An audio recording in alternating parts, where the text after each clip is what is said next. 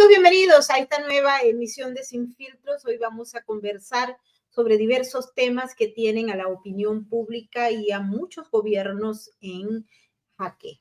Hoy el presidente de los Estados Unidos ha reiterado que va tras Nicolás Maduro, el líder del cartel de los soles, una organización narcoterrorista declarada por el gobierno como designada, una organización terrorista extranjera.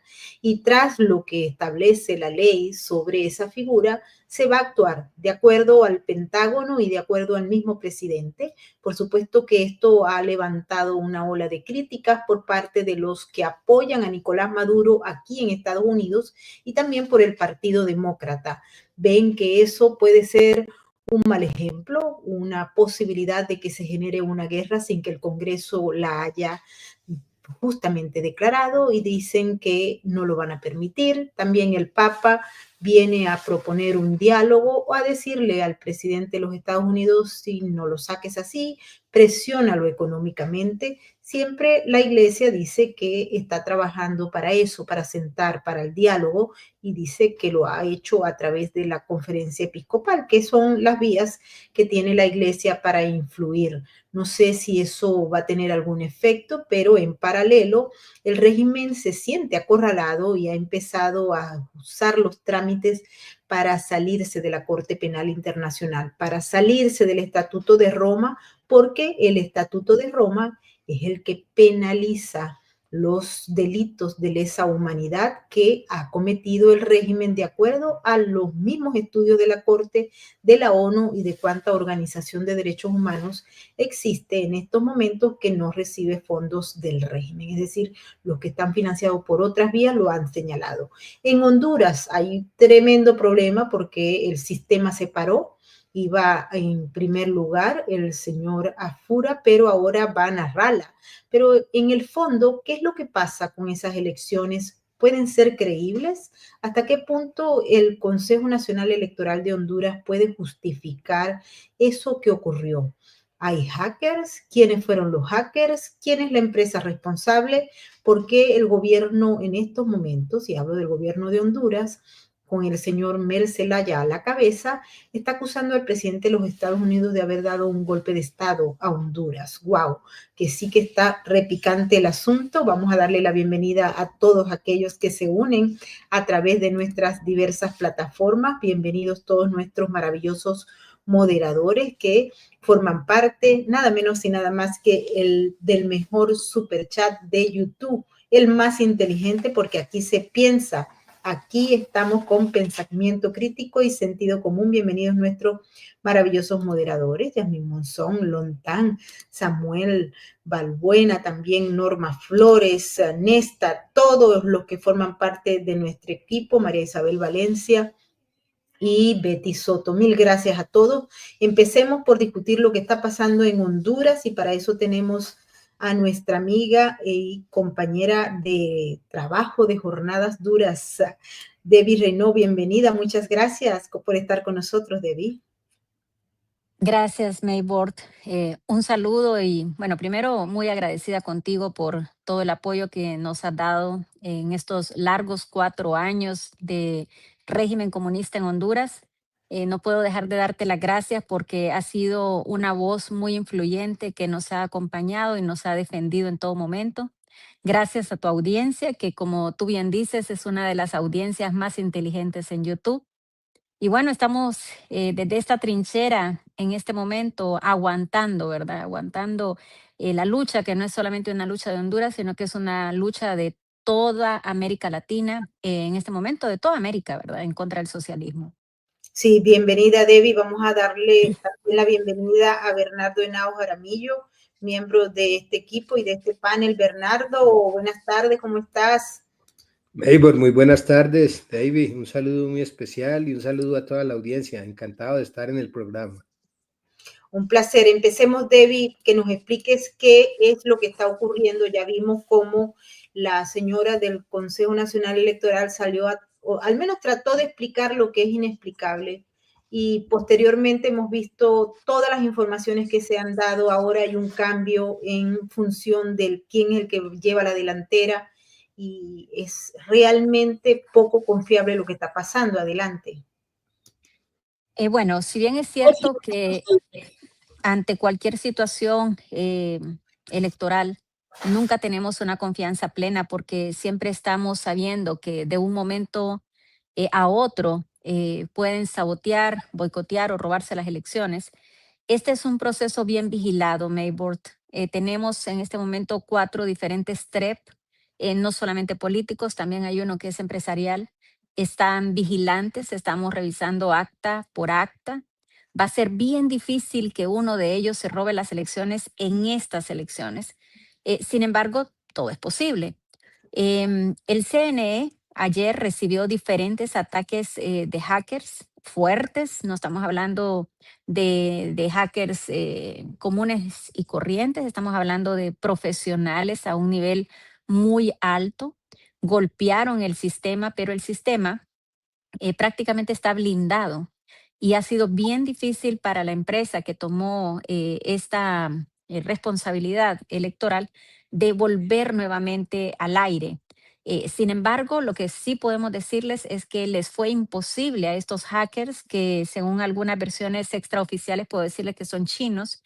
Estos hackers chinos intentaron ingresar ayer en el sistema del CNE y cometer un fraude electoral. No lo lograron, gracias a Dios. En este momento sube Salvador Nasralla. Hasta el día de ayer estuvo, bueno, hasta esta mañana, hasta el mediodía, Tito Asfura estuvo encabezando estas elecciones. Salvador Nasralla pasó en este momento a ser el candidato presidencial con más votos porque se está sumando el departamento de Cortés, que es un departamento donde Salvador Nasralla es sumamente fuerte, tiene prácticamente 200,000 votos más que el otro candidato. Sin embargo, solamente han sido contadas hasta ahora 12,000 actas, han ingresado 12,000 actas al CNE y son 19,000 en total. No podemos en este momento decir que Tito o que Salvador está encabezando realmente las elecciones hasta el día de mañana que ya podamos tener una tendencia electoral. Increíble esto. ¿Hasta qué punto y qué es lo que dice la ley? Bernardo, si tú quieres hacer una pregunta también es bienvenida, pero vamos a tratar de sacar porque Debbie no puede estar con nosotros mucho tiempo, pero quisiera saber qué dice la ley y por qué el Consejo Nacional Electoral da esa explicación tan poco creíble. Bernardo, ¿tienes alguna pregunta para agregarla? No, en el momento no, quiero escuchar y estar un poco atento de las respuestas y me interesa mucho profundizar el sistema del hackeo que le hicieron los chinos. Adelante, Eh, Debbie. sí, yo estoy diciéndoles que es un hackeo de chinos por una información que tengo extraoficial. Esto no, que estoy diciéndoles no es una información oficial. Em, eh, Quiero comentarles algo. Smartmatic hizo de todo en este país para poder manejar electrónicamente las elecciones. No ganó la última licitación, entonces quedó otra empresa que se llama ASD. Siento que eso de alguna forma les complicó el trabajo a los comunistas, que sinceramente en todo momento creo que lo que estuvieron apostando fue a manejar las elecciones desde el punto de vista electrónico, electoralmente hablando. Ayer sí hubieron muchos intentos de hackeo, y lo que hicieron fue blindar el sistema para evitar que pudiesen ingresar al sistema. Hay representantes tanto del Partido Nacional, el Partido Liberal, que han estado vigilantes dentro del CNE para evitar que pueda haber una manipulación de los resultados. Lo que sucede acá es que esta mañana, por ejemplo, cuando se iba a hacer la conferencia de prensa a las 11 de la mañana, Marlon Ochoa estaba sumamente molesto porque él no quería que se volvieran a abrir los números hasta que el CNE no empezara a funcionar nuevamente. Claro, ellos quieren malinformar a la gente. Ellos quieren empezar a subir actas de libre y que parezca que ellos están ganando las elecciones cuando todos sabemos que eso no es así. El pueblo le dio en este momento una lección muy grande a los comunistas. En este país, el comunismo no es bienvenido. La derecha es la mayoría y estamos hablando que si sumamos los votos que hasta ahora más o menos tiene la derecha, podemos llegar casi a 2,500,000 votos y ellos tienen 500.000 de votos, Maybor. Increíble esto. También quisiera que nos explicaras esa posición que ha tomado el señor Mel Zelaya, que no debería tomar como una propuesta como si él fuera el jefe, aunque sabemos que es el jefe, pero él es el esposo de la presidente. Sin embargo, el planteamiento que hace toca directamente y acusa al presidente de los Estados Unidos de haber dado un golpe de Estado. Bueno, Maybor, Mel Zelaya, para mí, siempre lo he dicho en todos lados, es el presidente en funciones de Honduras. Él es el que lidera, por ejemplo, cuando hacen las reuniones de ministros, él es el que está a la cabeza, él es el que toma las decisiones importantes del país, él es el que ha salido a las reuniones ideológicas más importantes que han tenido en estos últimos 4 años los comunistas a nivel internacional. Él es la cara no visible, pero la cara real del poder en este país.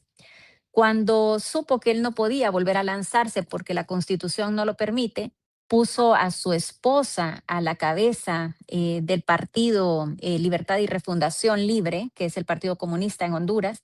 Gana las elecciones porque la gente la vio a ella como una persona indefensa, como una madre de familia, como una abuela, como una mujer. En este país las mujeres son muy bien vistas por la sociedad porque son personas realmente comprometidas con la familia, con la sociedad, con la fe, en todos los sectores. Y la mujer es el motor productivo de este país.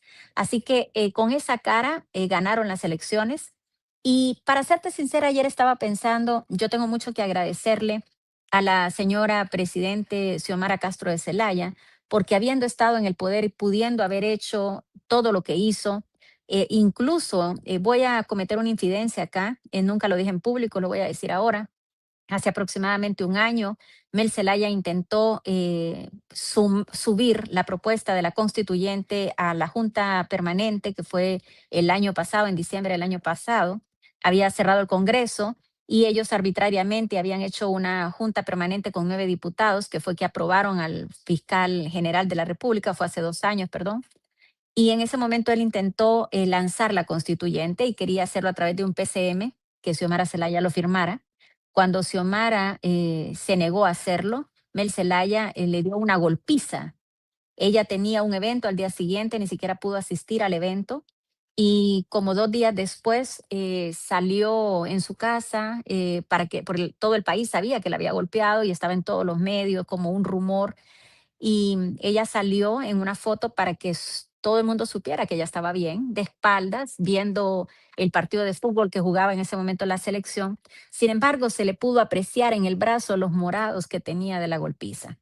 Entonces, tengo que agradecerle por haber sido una mujer valiente, por haber sido una mujer responsable dentro de lo que cabe, por haberle dado la importancia que mereció a sus nietos, que son los que van a disfrutar de este país libre que hoy queda, y no haberse prestado al juego maléfico de Mel Zelaya y habernos convertido en una dictadura tan totalitaria como la tiene hoy Cuba, Nicaragua y Venezuela. Mel Zelaya, al saber que él no podía volverse a lanzar, su esposa no podía volverse a lanzar, lanzó a su amante, que es la señora Rixi Ramona Moncada. Todo Honduras sabe que ella es amante de Mel Zelaya. Y ese es uno de los motivos por los que no se ganó esta contienda. Honduras, el 90 y pico% de la gente es cristiana, con valores bien fundamentados en la familia y con una situación muy, no sé cómo decirlo, pero con una dignidad bien arraigada. Son muy conservadores y el hecho que él estuviera mandando a su amante a ser la nueva candidata de la República y haciendo que su esposa saliera algunas veces, incluso a levantarle la mano a la gente, le indignó mucho. Ese es el motivo del por qué hoy el comunismo muere en Honduras, a pesar de que Mel Zelaya ha hecho todo lo posible por mantenerse en el poder y lo va a seguir haciendo. Estos tweets que escriben, a nosotros no nos sorprende, Maybord, pero ayer hicieron un llamado a una marcha acá en la capital. Ellos esperaban 10.000 personas y llegaron 30, Maybord. Esto no es amarillismo, es un dato puro y real. Entonces, el comunismo murió en Honduras. Por ahora está muerto. Esperamos que nunca más vuelva a revivir.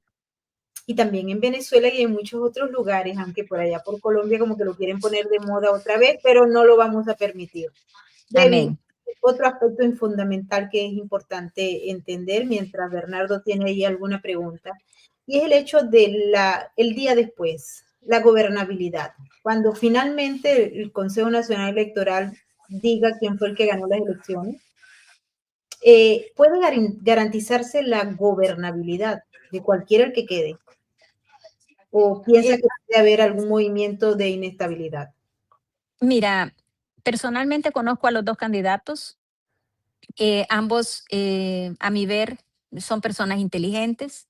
No creo de ninguna manera que vayan a tratar de unirse al Partido Libre o de boicotear la democracia o sabotearnos las libertades. Al contrario, siento que nosotros tenemos una gran responsabilidad en este momento en Honduras y es compartida por ambos partidos.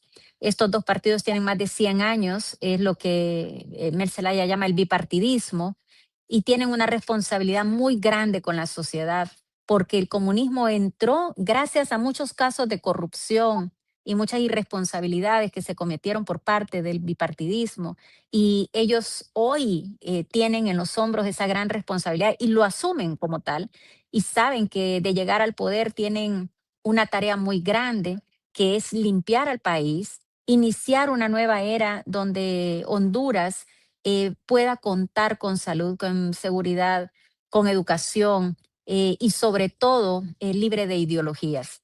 Para mí, yo ayer, perdón, el domingo, estaba en lo que era en Venezuela Fede Cámaras, en el COEP, esperando los resultados, y cuando, independientemente de la cercanía de los dos candidatos, yo celebré que ese día había muerto el comunismo en mi país. Para mí es una fiesta cívica y para mí es un triunfo.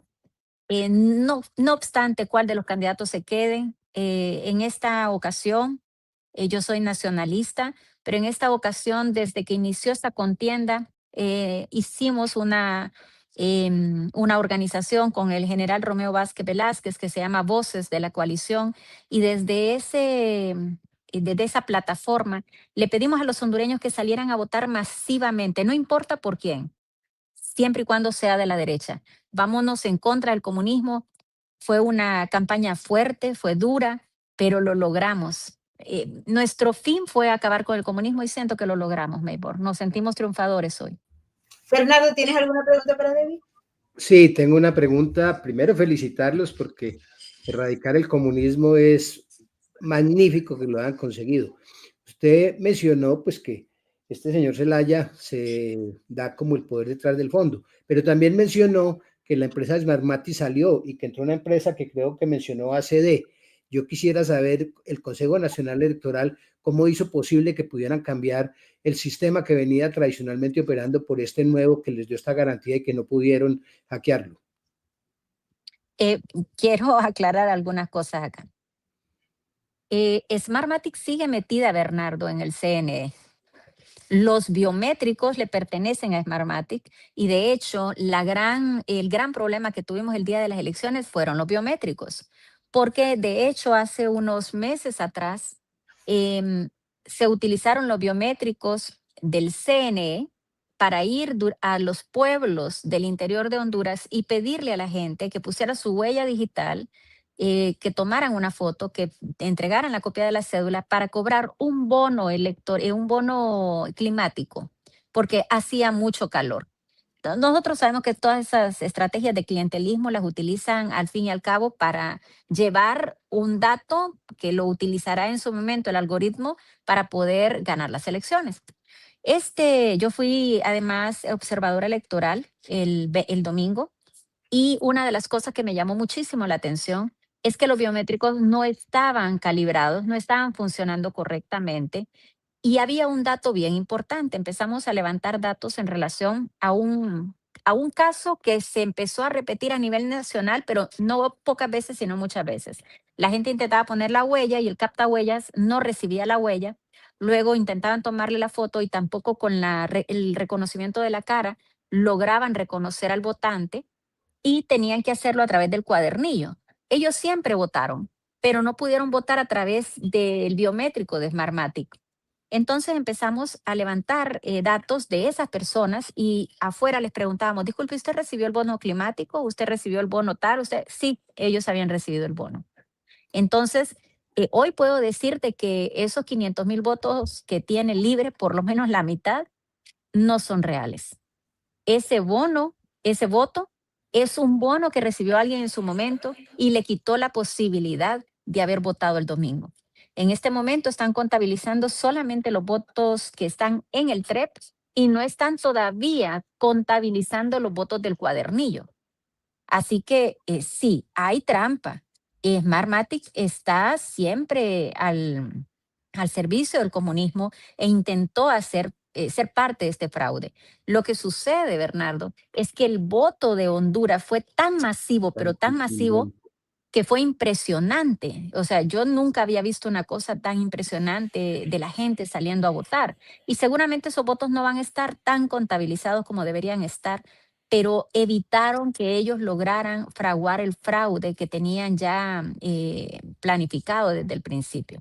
Si es cierto, Smartmatic está acá, si es cierto que intentó hacer un fraude, pero también es cierto que no pudo, porque a pesar de que ellos tienen el sistema, esta otra empresa, ASD, fue la empresa responsable de la transmisión de las actas, fue la empresa responsable de contabilizar las actas y transformar esas actas en números.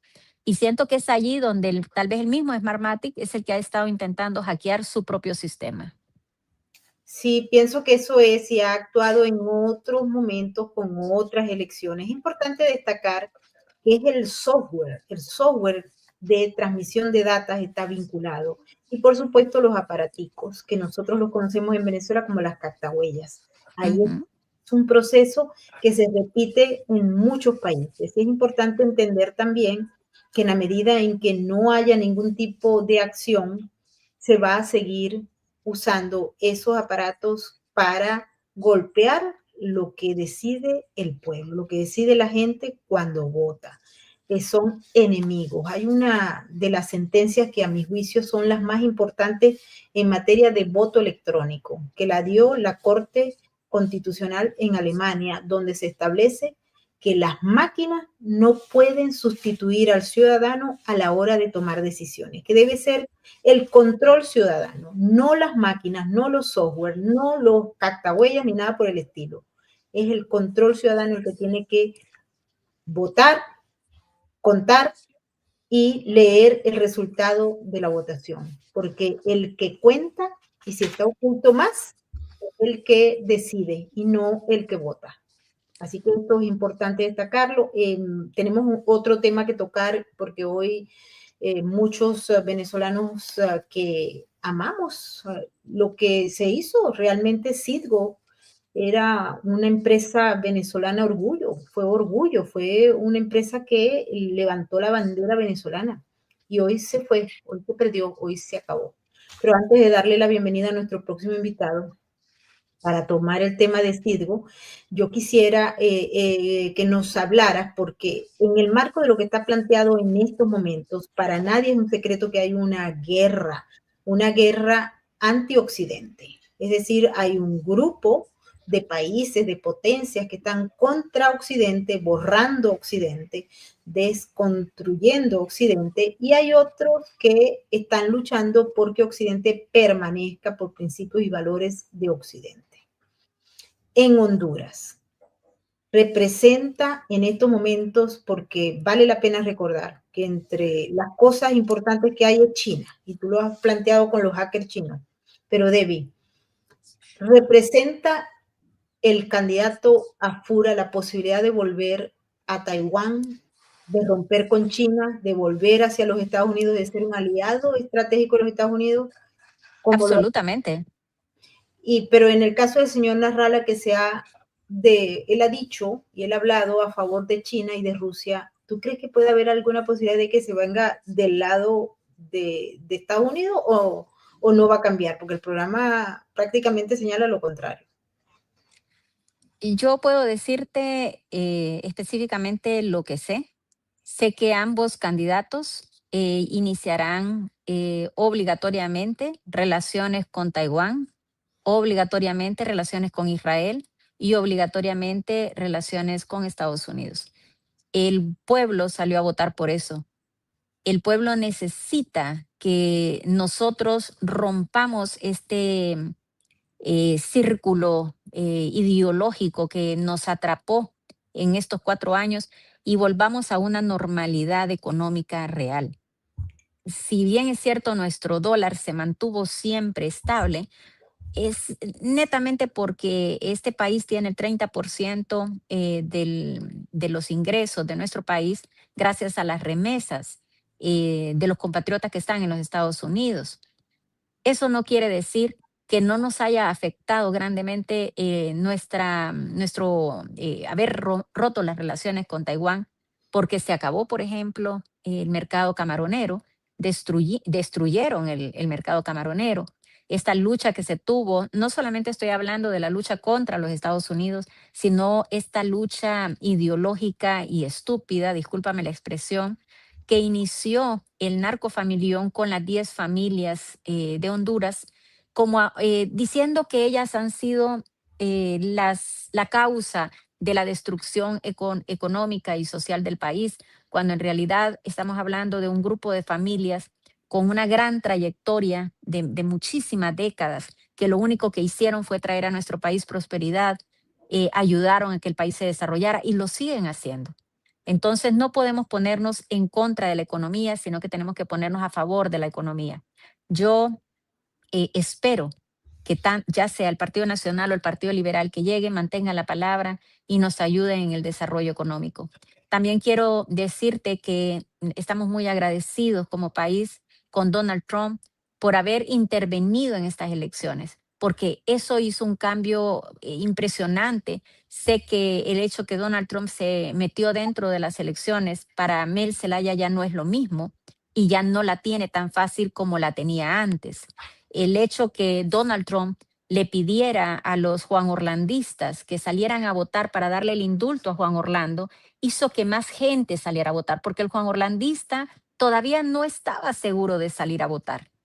Y muchos de ellos estaban pensando más bien en no ir a votar. Y salieron a votar porque Donald Trump les pidió, salgan a votar si quieren que yo libere a Juan Orlando Hernández. Entonces, hay muchas cosas que pasaron en estas elecciones que son atípicas. Ha sido una elección que ha sido un roller coaster todos los días. De repente estamos bien, estamos mal, estamos bien, estamos mal. Pero finalmente, este 30 de noviembre, el pueblo de Honduras salió a hacer prevalecer la soberanía, la democracia, la libertad. Recuperamos nuestro país, sacamos a Mel Zelaya por segunda vez. Y hoy sí tengo que darle la razón a mi amigo Tomás Zambrano, presidente de la bancada del Partido Nacional, que un día cuando yo le dije, vamos a hacer lo mismo de Venezuela, para mí todo es un déjà vu, todos los días estoy viviendo lo mismo. Y él me dijo, amiga, Honduras no es Venezuela, aunque a Mel le duela. Así que Y cuando gana el no comunismo, el anticomunismo, en Honduras, gana el anticomunismo, así es. Claro, pero gana Venezuela también, y ganan los Claro. cubanos, y ganan los nicaragüenses, y ganan todos los pueblos que se quieren quitar esa peste demoníaca de encima. Así que creo que estamos en deuda con los hondureños si se logra poner el sello, porque todavía yo veo ahí algunas cosas. Siempre pues hay que actuar conociendo al enemigo, y conocemos bien a Mel Zelaya. Debbie, estás invitadísima para quedarte, porque nosotros tengo que irme, pero te tienes que ir. Bueno, porque vamos a hablar de Venezuela, que cuando la recuperemos te vamos a llevar para allá otra vez. Ay, sí, extraño mi querida Venezuela. La tengo en mi corazón, la llevo conmigo siempre. Y para mí, estas últimas 2 semanas han sido, creo que las 2 semanas más lindas, más hermosas que he tenido en los últimos 20 años, porque siento esos aires de libertad y de democracia que están inundando nuestras 2 naciones. Y yo sé que lo vamos a lograr y vamos a tener una Navidad libre de presos políticos y una Navidad en democracia y en libertad. Así es, Debbie. Te mando un abrazo gigante y espero que celebremos el triunfo de la democracia en Honduras muy pronto. Un abrazo. Así será. Bueno, muchas gracias a todos por escucharnos, gracias por el apoyo y sigamos luchando, que sí se puede. Hoy Honduras les demostró que se puede y Venezuela lo va a demostrar muy, muy pronto. Yo no veo que esto vaya a ser, esto es de días, no es de meses. Así que gracias, Maybor, gracias, Bernardo, y un abrazo muy grande para todos. Un Gracias, abrazo. David. Un abrazo. Y bueno, mientras Honduras le dice no al comunismo y queremos ver pronto quién es el presidente, quién es el presidente. A ver, un juez federal de Delaware, Estados Unidos, aprobó la venta de Citgo Petroleum Corporation. Como ustedes saben, esa es la filial de Estados Unidos de PDVSA. ¿Y quién se la quedó?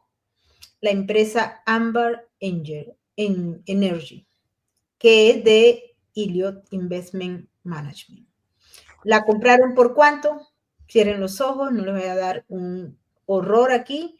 Por 5.900 millones de dólares. Citgo valía más. Esta decisión culmina un proceso larguísimo de 8 años, impulsado por acreedores que buscaban cobrar deudas contraídas por Venezuela tras expropiaciones de activos extranjeros durante el régimen de Hugo Chávez. ¿Por qué? Porque Hugo Chávez fue el que expropió esas, particularmente le habían entregado unos contratos a una minera que era canadiense que se llama Crystalex, y luego Hugo Chávez, en un decreto ahí de estos que él hacía, ilógicos, irresponsables, corruptos, criminales y mal habidos, quitó los contratos y luego siguió robando y quitando contratos a empresas que luego fueron a los tribunales internacionales, recibieron un premio porque tenían razón, porque Chávez había expropiado, y pues con esto se termina nuestro principal activo de los venezolanos en el exterior.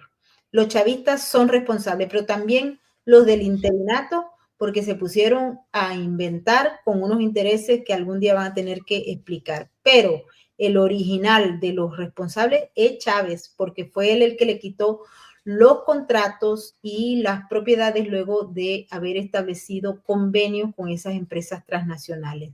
Hemos traído a un abogado que nos va a explicar porque le ha seguido el caso desde hace mucho tiempo. Nosotros tenemos años en este asunto que sí se va, que sí, miren, yo he ido tanto a esa corte que ya hasta las matas me saludan.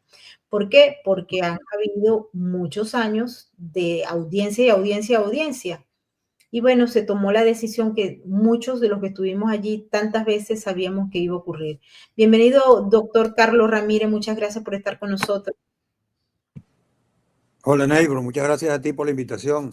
Y en verdad que es un tema demasiado interesante y a mí me entusiasma mucho hablar de ello. Por eso te agradezco de verdad. Es algo que Venezuela debe saber lo que está pasando con el caso Citgo. Bueno, ¿qué está pasando con el caso Citgo? Que ya lo perdimos. ¿Lo perdimos por qué? Por todo esto que estábamos contemplando. Las expropiaciones de los activos extranjeros en el régimen de Hugo Chávez logró que se perdiera Citgo hoy.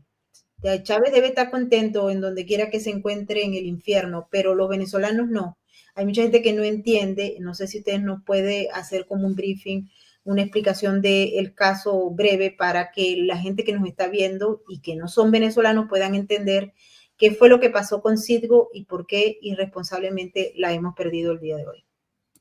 Bueno, sí, voy a hacer ese recorrido breve, un resumen breve de cómo ha sido la temática de Citgo, pero debo acotar, Maybor, que todavía no está perdido Citgo. Queda una posibilidad corta, pequeña, pero queda. El resumen del caso es el siguiente. Muy bien tú lo has dicho. Hugo Chávez se dedicó a una racia de expropiaciones de empresas abusivamente y estas empresas, bueno, que tenían contratos para desarrollar actividades en Venezuela, entonces se vieron afectadas con ese abuso de Chávez y reclamaron sus derechos, los derechos que les ocasionaron los decretos de expropiación. Esas reclamaciones de estas empresas fueron planteadas ante un tribunal de arbitraje internacional denominada CIADI, que funciona en Washington. allí fueron a demandar el pago de los daños y perjuicios. En esos procesos de arbitraje, Venezuela no tuvo una defensa legal, porque quien aparece defendiéndola es un funcionario que nunca reunió los requisitos que establece la Constitución bajo la cual estaban ellos actuando, la Constitución esta denominada de la República Bolivariana de Venezuela, que establece que la defensa del patrimonio nacional le corresponde a un funcionario denominado Procurador General de la República, que debe ser nominado por la Asamblea Nacional y designado por el presidente de la República. Es decir, es un funcionario de tan alta importancia que requiere para su nombramiento de la conjunción de actuación de dos de los poderes del Estado. Esa persona, la última persona que ostentó esa representación de esa manera fue Cilia Flores, y ella renunció en marzo del 2013. Cuando renunció, en vez de llenar el cargo como manda la Constitución, que la Asamblea le nombrara un sustituto y Chávez en esa oportunidad se la aprobara, o Maduro se la aprobara, ya estaba Maduro, entonces ella misma nombró un encargado. Ese encargado, un señor Reinaldo Muñoz Pedrosa, duró un año trabajando como procurador y al año renunció porque lo nombraron Contralor General, y a su vez entonces él nombró a un encargado. Resulta que este señor, Reinaldo Muñoz Pedrosa, perdón, es el encargado del encargado. Es quien vino actuando como procurador en los juicios del CIADI. Es un representante ilegítimo de Venezuela. Por lo tanto, si una persona se presenta a un tribunal donde hay un proceso y dice yo vengo a representar al demandado porque invoca cualquier razón, pero no ostenta un poder legítimamente otorgado, pues una representación ilegítima. Y entonces así se tramitaron esos casos por ante el CIADI, por lo que todos esos fallos adolecen de un defecto de falta de representación que lo hace ilegal. Todo lo que se generaron en esos juicios son fruto del árbol envenenado, son nulos. Mas, sin embargo, esa representación ilegítima que mantuvo el encargado del encargado, Reinaldo Muñoz Pedrosa, no fue cuestionada. En el año 2019, cuando apareció el doctor José Ignacio Hernández, procurador designado por el gobierno interino de Juan Guaidó, él no le objetó esa legitimidad, sino que lo que hizo fue decir, bueno, como yo represento al gobierno interino de Juan Guaidó, que es el que está reconocido por Estados Unidos y 50 países del mundo, entonces yo soy el que viene de aquí en adelante a representar. Él no cuestionó lo que 7 años que habían pasado de proceso ilegítimo en manos del encargado del encargado. Eso fue un gravísimo error del doctor José Ignacio Hernández. Y se dispuso a actuar. Incluso en el caso ConocoPhillips, por ejemplo, actuó conjuntamente con él. Ambos pidieron conjuntamente la nulidad del fallo que Conoco dio. Primero pidieron pidieron la reconsideración del fallo porque tenía errores numéricos. ConocoPhillips tuvo una condena a su favor contra Venezuela de 8.750 millones de dólares. Y entonces cuando se produjo la sentencia, José Ignacio Hernández, el procurador designado por Guaidó, se presentó en el CIADI y dijo, señores del CIADI, esa sentencia tiene un error porque ustedes están sentenciando por 8.750 millones de dólares y no son 8.750 millones, son 8.500 millones de dólares. Al otro día se presentó el procurador de Maduro, encargado del encargado, y dijo, yo sí, es verdad, ustedes sacaron mal los números, son 8.500 millones de dólares. Al otro día se presenta ConocoPhillips y dice, no, pero yo estoy de acuerdo, bájenme 250 millones de dólares, yo me conformo con 8.500 millones de dólares. Entonces el tribunal CIADI dijo, bueno, visto que las dos partes que representan Venezuela están de acuerdo y no están cuestionando el fallo, sino que piden una corrección numérica, está bien, nosotros hacemos la corrección numérica, condenamos a Venezuela a pagarle a ConocoPhillips 8.500 millones de dólares. salió el doctor José Ignacio Hernández y publicó de inmediato un tuit. Victoria para Venezuela. Hemos salvado a la patria de 250 millones de dólares en una sentencia injusta. Bueno, eso obviamente cualquier abogado se da cuenta de eso y dice, esa es una convalidación de ese fallo. Y así como ese se produjeron otros, voy a, entre comillas, errores. Es mucho el dinero que está de por medio allí para uno quedarse tranquilo con la denominación errores. Así es como se llega. En el caso Cristalex, fíjate una cosa, Maybor, a Cristalex la condenan a pagarle a favor de Cristalex, condenan a Venezuela a pagarle 1.200 millones de dólares. Cristalex estuvo en litigio y le vende a una de estas empresas de buitre por 76 millones de dólares el fallo. Se lo vende el 80% del fallo. 76 millones de dólares. Un fallo de 1.200 millones de dólares. ¿Qué te indica eso? Que el fallo estaba excedido por completo.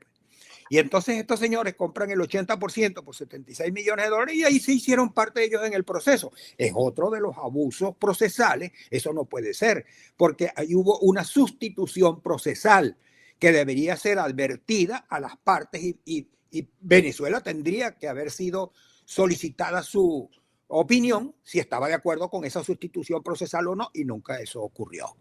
Eso es otro de los vicios de ese caso, que son muchísimos, muchísimos. Bueno, cuando se tiene esas sentencias del CIADI, hay un convenio que se denomina Convenio de Nueva York, que es un tratado que los países firmantes, entre ellos Venezuela, aceptan que los fallos de los tribunales arbitrales sean traídos a ser ejecutados por los tribunales de los Estados Unidos, pero tienen que pasar por el filtro del Tribunal de Distrito de Washington, D.C. Entonces, el demandante, en este caso ConocoPhillips y Cristalex, etcétera, se presentaron ante el Tribunal de Washington, D.C. y dijeron, señor juez, aquí nosotros somos beneficiarios de una sentencia del Tribunal de Arbitraje Internacional CIADI y demandamos que usted autorice ejecutar este fallo por ante los tribunales de los Estados Unidos. El juez citó a las partes, a Venezuela, aquí en ese momento era Venezuela, que ya en ese momento era Guaidó, era Carlos Vecchio, era este gobierno interino, y ninguno asistió. Por cierto que el doctor José Ignacio Hernández después publicó un libro en el que dice, ¿por qué Venezuela no se defendió ante el Washington D.C.? Bueno, porque las condiciones estaban dadas para nosotros ganar tiempo y eso nos iba a permitir ganar tiempo. Una cosa increíble. El Tribunal de Washington D.C. comete un error también, porque él, al recibir eso, él no tenía que esperar que le cuestionaban que el fallo estaba mal hecho. Él tenía que haber revisado si estaban los requisitos completos para que esa autorización pudiera él emitirla, que era, entre otras, este tema de la falta de representación de la parte demandada. Eso no lo observó, no solo no lo observó el gobierno interino, sino tampoco lo hizo el juez de Washington, D.C. Claro, si ellos no están interesados, si ellos no vienen, pues para que yo no le hizo caso y le dio el visto bueno y mandó a ejecutar las sentencias estas, írritas, nulas, se las manda a la Corte del Distrito de Delaware, a cargo del juez Leonard Stark, para que ejecute la sentencia. Sentencia que es contra la República Bolivariana de Venezuela. Cuando le llega al juez Leonard Stark esa sentencia para ejecutarla, se abre una incidencia procesal en donde al final, para no hacer largo la historia, él determina que Citgo es lo mismo que Venezuela. Entonces, que si las sentencias son contra la República Bolivariana de Venezuela y Citgo es también República Bolivariana de Venezuela, ordena que se ejecute contra Citgo.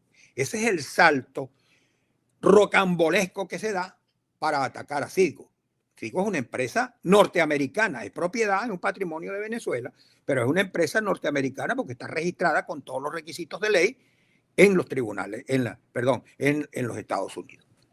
Pero Entonces, el juez Stark, claro, él hizo todo un análisis. Él dijo, Citgo es lo mismo que Venezuela, porque, entre otras razones, así como Maduro dispone de PDVSA en Venezuela y de los fondos de PDVSA en Venezuela, lo mismo está haciendo Juan Guaidó con Citgo y con PDVSA JOCA aquí en los Estados Unidos. Y además, Juan Guaidó, el gobierno interino, dispone de los dineros de Citgo, entrega el dinero para la defensa. Carlos, adicionalmente a ello, hay que recordar que Juan Ignacio Hernández, cuando era asesor de Cristalex, escribió un documento en el que dijo que Citgo, es decir, PDVSA y Citgo eran el gobierno, es decir, la república. ¿Por qué? Porque esa fue la tesis del alter ego y el velo corporativo, esa documentación va directo al juez Stark, porque yo recuerdo que en una oportunidad hasta el juez dijo, bueno, pero este actuaba primero como experto de Cristalex y después aparece como el del gobierno, es decir, era como un conflicto de intereses a pesar de que el documento se había hecho antes y la experticia se había dado antes, pero en el fondo la conceptualización, el peso del concepto del alter ego va directamente al despacho del juez e incide en la toma de decisiones, Carlos. Y Bernardo, que ya tienes alguna opinión o alguna pregunta, lo puedes hacer. Adelante, Bernardo. Gracias, Carlos. No, muy interesante el análisis que hace y muy sorprendido de cómo han procedido con esa ligereza y esa falta de defensa. O sea, concluye uno que técnicamente sí han cometido unos errores imperdonables y más en esas cuantías tan significativas. Impresionante. Le felicito por ese gran resumen y ese análisis tan sólido que nos ha presentado. Gracias. Voy a referirme por lo que estás mencionando, porque de verdad es importante y se me había pasado, porque el tema del alter ego.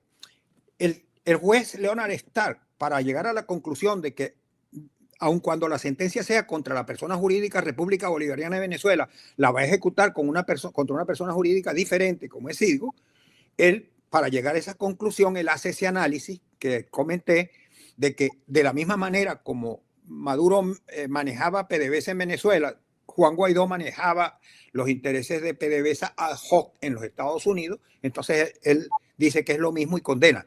Pero además el juez se basa en un informe que realizó antes de comenzar el interinato el doctor José Ignacio Hernández, procurador del interinato. Fue contratado tiempo atrás por Cristalex para que emitiera un dictamen, una opinión profesional como abogado, en ese sentido de que eran lo mismo. Citgo y PDVSA eran lo mismo. Entonces, ahí surge el alter ego, el otro yo. Yo he resumido el alter ego como el otro yo. Citgo es el otro yo de la República Bolivariana de Venezuela y PDVSA. En resumen, claro, ahí viene este disparate de Juan Guaidó de nombrar al doctor José Ignacio Hernández, que había trabajado para la empresa Cristalex, lo nombra para que defienda a Venezuela de Cristalex, por Dios. Y entonces, además de esto, viene y se contrata a él y viene a defender. Por cierto, yo lo llamé. Le digo, ¿cómo usted va a estar en esto, doctor? Le dijo, no, yo renuncié. ¿Cómo? ¿Y a quién le quedó la defensa de Venezuela? Eso le quedó a Vecchio, Carlos Vecchio. Carlos Vecchio no es abogado del caso. No tiene nada que ver. Bueno, eso es. Y tal, él se quedó allí. Lo cierto es que entonces, en base a eso, se abre el proceso de remate contra Citgo. Y una cosa que es fraudulenta, se está utilizando el sistema judicial norteamericano para ejecutar un fraude. Esto que acabo de decir lo vamos a poner un poquito aparte porque eso es una de las alternativas que nos quedan para defender Citgo. Al pie del patíbulo todavía Citgo es defendible. Bueno, entonces estamos ante esas circunstancias, se está rematando a Citgo, se está llevando a las últimas consecuencias. El juez Leonard Stark le entrega la conducción del remate, del proceso de remate, a un funcionario que se llama Pincus, apellido Pincus, un señor que ha sido cuestionado en otros casos, en otras ocasiones, por corrupto, por haberse estado entendiendo con las partes que están luchando por quedarse con una propiedad de manera ilícita. Él ha tenido unas confrontaciones anteriores. Pero el juez Leonard Starr de todas maneras lo nombra, cabe las sospechas allí. Y ese señor entonces es el que ha determinado que es procedente el remate y escogió a Amber Energy. Yo no sé si le dije al principio que la compañía compró los derechos de Crystal por 76 millones y ahora está participando en el remate por 1.250, que ya eso pasó rato largo de 1.200 millones. Total. Es un juego perverso, pero además, porque tenemos que, aquí no vendemos humo y decimos lo que es. Además de todos los errores, vamos a llamarlo errores, yo lo llamo de otra manera, pero vamos a aceptar que son errores. Está el hecho de que los bonistas, por ejemplo, y aquí hay mucha gente que nos está preguntando, ¿qué hacemos los pequeños bonistas? Bueno, es que el problema está en que el contrato, la subasta se ha cerrado por 5.900 millones. Y las deudas acumuladas, la responsabilidad de la República supera los 20.000 millones, los 24.000 millones. Entonces, no alcanzar, es decir, es como no solamente que venden el pedazo de Citgo, venden a Citgo, sino que no van a poder cubrir con eso. Y hay unos pasos. Quedamos endeudados, Mayber. Pero quedamos endeudados y sin la vaca, porque tampoco esa vaca estaba dando, porque ahí se supone que Citgo está operando bien y está, según ellos, rindiendo beneficios, pero tampoco se ve ese resultado en el manejo de deuda o en el manejo de nada. O sea, es que esto es increíble. Y para colmo de males, desde que empezó todo este enredo y todo lo que ha sido la política del presidente de los Estados Unidos contra el régimen para sacarlo, para hacerlo dimitir o para que se largue por otras vías, en ese mismo sentido han empezado, y esto lo hemos revisado en muchos casos, justo cuando empieza, porque por supuesto que debe haber por lo menos una ruptura de la impunidad que tienen. Los chavistas tienen que ir, todos los responsables, a la cárcel. Cero justicia transicional. No me gusta eso. Esa es mi opinión. Y la justicia transicional lo que trae es mayor impunidad. Pero además de eso, está pagando fondos del interinato, es decir, que no son de ellos, porque ellos son una cuerda de manganzones que no hacen nada y son unos inútiles, pero están pagando para ir a pelear en los casos nuevamente con unos escritorios jurídicos que cobran una verdadera fortuna para ir a defender unos casos que ellos mismos habían abandonado. Es decir, es una cosa impresionante y uno los llama para preguntarles por qué es que están haciendo eso, y entonces dicen que uno es chavista, porque uno está haciendo unas preguntas yugulares y después te atacan porque además tienen unos grupos de bots que a lo que uno hace una pregunta correcta, y yo las voy a seguir haciendo, a mí no me importan los bots, ellos empiezan a atacar y a denunciar el canal en YouTube y a todo esto porque son una cuerda de personajes que no quieren ser responsables ante la opinión pública, lo que le estamos pidiendo que sean responsables y que digan qué es lo que es. No lo quieren decir. Entonces, para plantear una transformación en Venezuela tenemos que empezar por asumir responsabilidad y por decir la verdad y por ser transparente. Y eso no lo hemos conseguido ahí. Nadie sabe por qué es que aumentaron las defensas a esta hora cuando ya el gobierno de Trump, que por cierto lo desprecian profundamente y hablan horrores de Trump, pero a la vez se aprovecharon de Trump y cogieron muchísima plata porque le han dado muchísimo dinero sin ningún tipo de accountability. Pero bueno, cerrando esto y volviendo a Citgo porque no tenemos mucho tiempo, importante destacar que con los 5.900 millones de dólares no le van a pagar las deudas a todos los acreedores, que son muchísimos y se multiplican todos los días en los tribunales de los Estados Unidos. Aquí en Nueva York hay un montón y no sé con qué le van a pagar. Porque bueno, no hay por ahora. Adelante. Hay bastantes cosas más que agregar, pero el tiempo agobia. Entonces, una sola pequeña cosita. Por ejemplo, yo siempre me pregunté, ¿por qué el doctor José Ignacio Hernández no ha reclamado nunca, por qué el interinato no ha reclamado nunca la falta de defensa de Venezuela en esos procesos del CIADI? Claro, porque ¿quién llevaba los juicios de parte de este lado del lado de Maduro llevaba un bufete de abogados de aquí de Nueva York, muy poderoso, como tú lo has mencionado. Cuando llega José Ignacio Hernández a encargarse del caso, contratan los mismos abogados que tenía el gobierno de Maduro. Los abogados que dejaron pasar ese fraude, que se cerraron los ojos ante ese fraude, fueron contratados por quien debería defenderse de ese fraude. ¿Ah? Eso es un horror. Entonces claro, tenemos, ese es otro desastre que tenemos ahí. Son muchas cosas, Mabel, que, bueno, tantas que es muy difícil juntarlas todas. Además, entonces, ¿qué tenemos aquí? Tenemos el tema del bono, que también está sumado, esperando también, porque PDVSA ad hoc demandó la nulidad del bono, como tú sabes, PDVSA 2020 aquí en Nueva York.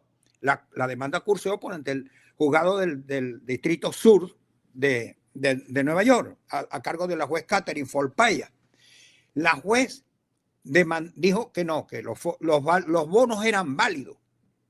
Por allá el alegato. Demandamos la nulidad de los bonos porque los bonos fueron ilícitamente emitidos porque violó la Constitución al no haber obtenido la autorización de la Asamblea Nacional como lo reclama la Constitución. Es el argumento. Entonces la juez dice, no, eso no es así, porque esos bonos fueron traídos al mercado bursátil de Nueva York y es la ley de Nueva York la que debe aplicarse, no la de Venezuela. ¿Ah? Apelan. La Corte de Apelaciones viene y dice, no señora, aplique la ley de Venezuela, le revoca, vuelve el fallo y vuelve a sentenciar lo mismo. Pero no sé por qué no alegan que ese bono PDVSA 2020, además de su ilicitud de origen, tiene un problema, que es que no es un bono legitimado para entrar al mercado bursátil de Nueva York. Tienen que adquirir la autorización del mercado bursátil de Nueva York para que pueda negociarse en el mercado bursátil de Nueva York. Y esa autorización no está. ¿Cómo entonces la juez va a permitir, autorizar que se traiga un papel manchado de ilicitud desde su origen? Porque lo emitió un gobierno que el gobierno de los Estados Unidos no reconoce. El gobierno de Estados Unidos no reconoce a Maduro y Maduro fue el que emitió los bonos. Y entonces la juez dice que no, que los bonos son válidos porque vinieron al mercado bursátil de Nueva York. Por Dios. Bueno, son tantas las cosas, Mabel, que tendríamos que hacer 4 programas uno tras de otro sin interrupción para poder seguir hablando de todo esto y no quiero fastidiarlo. No, así que ayer... Así es. Y ahí además es que nosotros hemos seguido esto por tantos años y sabíamos que iba todo a coludir en un caos generado. Y hay muchos intereses. Aquí hay muchos apañados, gente que no quiere decir la verdad, mucha gente que se ocupa de hacer de desinformación para evitar que le pregunten y ser corresponsables de todo esto. Vamos a hacer un programa especial, doctor, sobre este tema de Citgo. ¿Quién es la empresa y quién administra los recursos generados? Bueno, la Citgo todavía la está administrando el interinato con la asamblea aquella del 2015. Esos son los que están manejando los fondos de Venezuela en el exterior que fueron congelados. Ellos tienen sus sueldos. Ahí hay una señora que aparece de vez en cuando por ahí, que es la presidenta de la asamblea del 2015. Aparecen por ahí, pero los de Citgo son del interinato y los nombró Juan Guaidó. Y allí están. Y nadie tampoco revisa mucho eso. Y el que vaya a revisar, le ponen un abogado para que le mande cartas a uno. Yo tengo ahí un poco de cartas de esas que me han mandado, porque está prohibido preguntar. Así son las dictaduras, prohibido preguntar. Prohibido. Pero sí es clave que se haga un programa de fondo y yo creo que usted, doctor Carlos, ha dejado una buena noticia, que no todo está perdido. O sea, yo creo que uno debe ocuparse de cómo va a poderse en un momento dado adelantar esas actuaciones para impedir ese robo tan monumental que ve uno aquí, impresionante cómo han tratado este tema. Muchas gracias. Yo sí creo que hay que hacer ese programa pronto. Sí, hay que hacer el programa y lo vamos a hacer, doctor, pero es que nosotros nos salimos de una para meternos en otra. Y vamos a tocar un tema, invito al doctor Carlos para que se quede con nosotros, porque también es un tema que espanta. La asamblea del régimen, es decir, Jorge Rodríguez, que es el jefe a la vez de propaganda y contrapropaganda, anunció hoy que se aprobó en primera discusión una ley que deroga la ley que es una ley que ata al Estado venezolano porque se firmó del Estatuto de Roma, es decir, salirse de la CPI, el Tratado Internacional de la Corte Penal Internacional.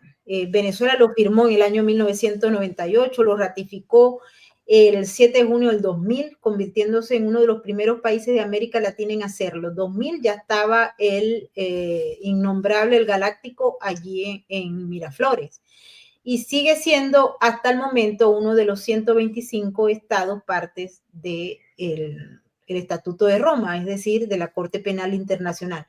Que si a mí me preguntan para qué sirve la Corte Penal Internacional, no sirve para nada. Pero en estos momentos podría medianamente ser apelativo desde el punto de vista narrativo para algo, pero se estudia allí todo lo que son los exámenes que se han hecho a partir del 2018 en adelante sobre la violación de derechos humanos que podría conllevar, luego de algunas cosas, protocolos que se cumplen allí, a que los chavistas son violadores de derechos humanos, o sea, son delitos de lesa humanidad. El chavismo, el régimen, ha violado el artículo 127 del Estatuto de Roma. ¿Qué es lo que pasa? Y vamos a escuchar al mismo Jorge Rodríguez, que hoy dijo, bueno, se aprobó en primera discusión en este circo llamado Asamblea Nacional del Régimen.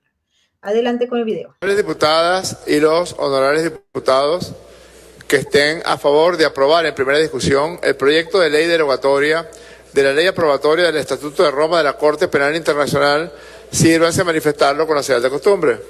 Queda aprobado por unanimidad.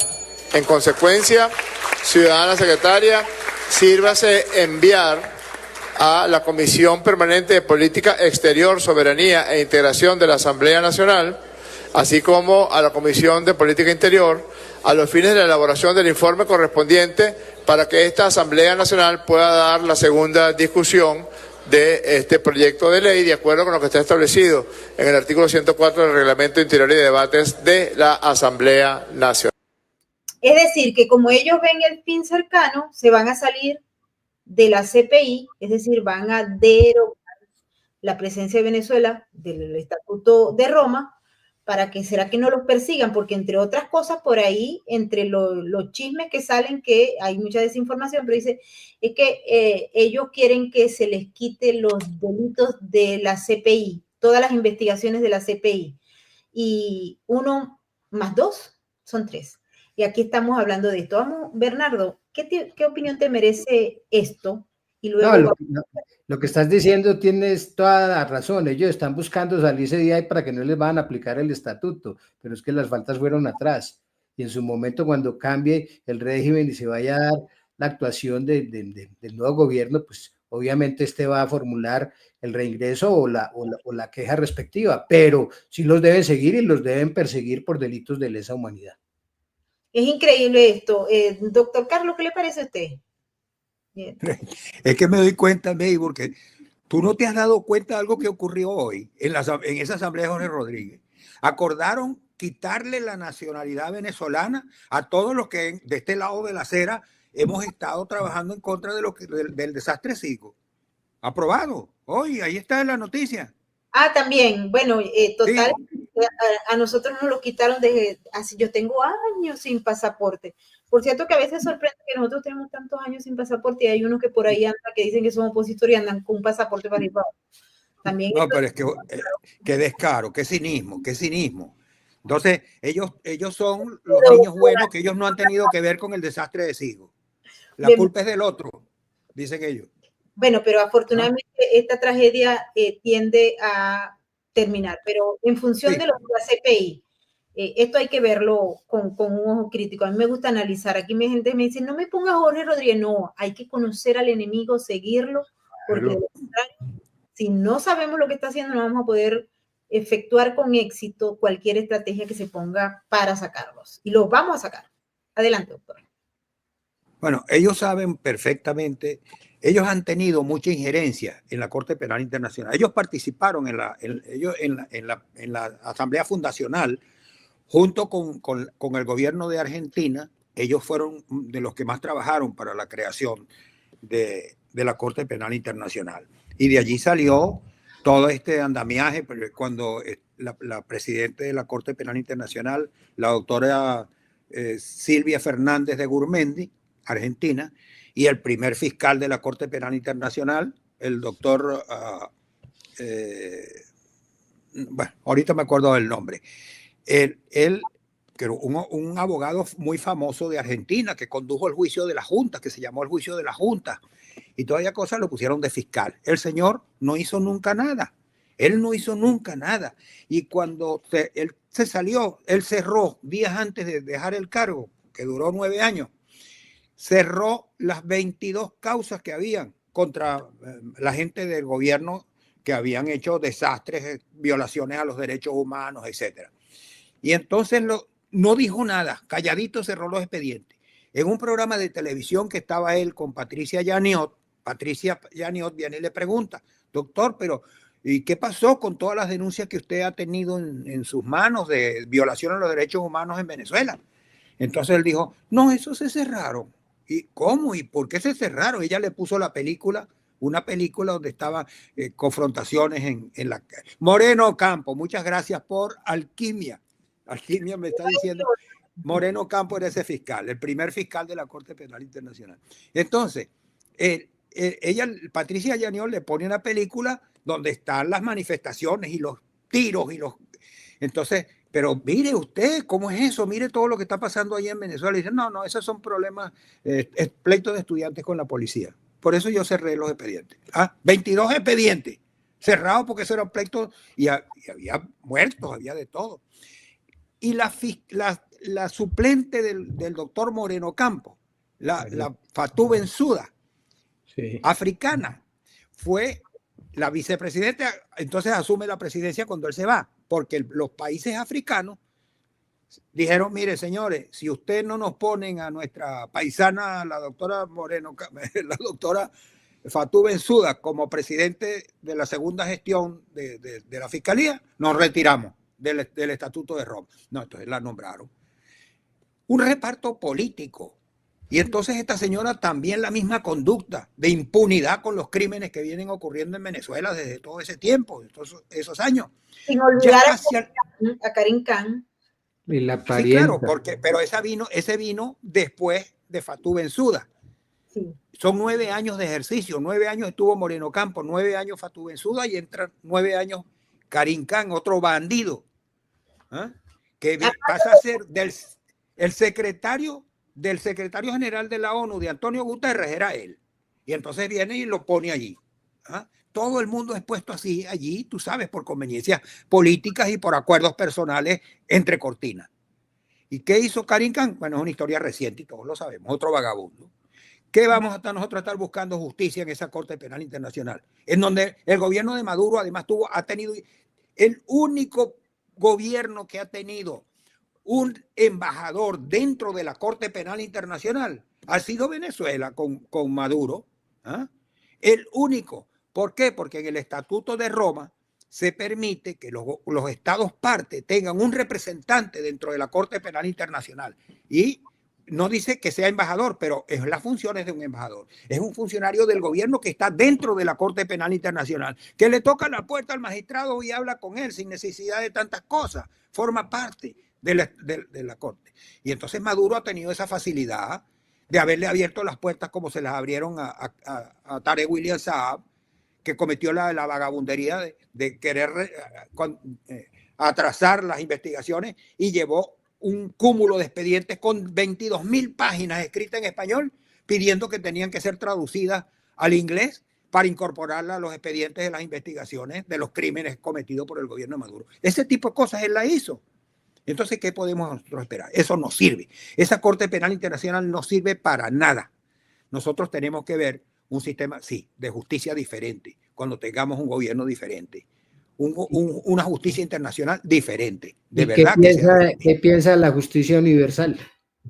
Porque es que la justicia universal es esta. Es diferente, países que la Argentina, correcto. Sí, países que tienen en sus textos constitucionales la justicia universal, como España, cuando el caso Pinochet fue eso. como Argentina también tiene. Si es por Argentina que lo tiene mencionando. vigente. Sí. Lo tiene, sí, lo tiene vigente. Pero eso puede funcionar un poco en la medida en que tengamos gobiernos decentes, gobiernos serios, gobiernos dedicados de verdad a buscar la justicia. Pero si tenemos unos delincuentes gobernando el país, ¿qué va a ser el fiscal que tiene ese gobierno allí? Nada. Nada. Aquí nos preguntan qué jefes de Estado han sido condenados por la CPI. Bueno, realmente pocos, hubiesen sido más, pero hay algunos que han sido, por ejemplo, estuvo, a ver, vamos a recordar el de Costa de Marfil, Laurent Gbagbo. Sí. Pero él fue condenado, pero está libre, ¿no? Sí, sí, sigue viajando en su avión. Él también fue supuestamente condenado, tiene órdenes de captura, el presidente de Sudán. Ese está, no, él fue depuesto, detenido en Sudán, pero nunca lo entregaron a la Corte Penal Internacional. Está Gaddafi, que se murió, y tampoco, o sea, se murió antes del juicio.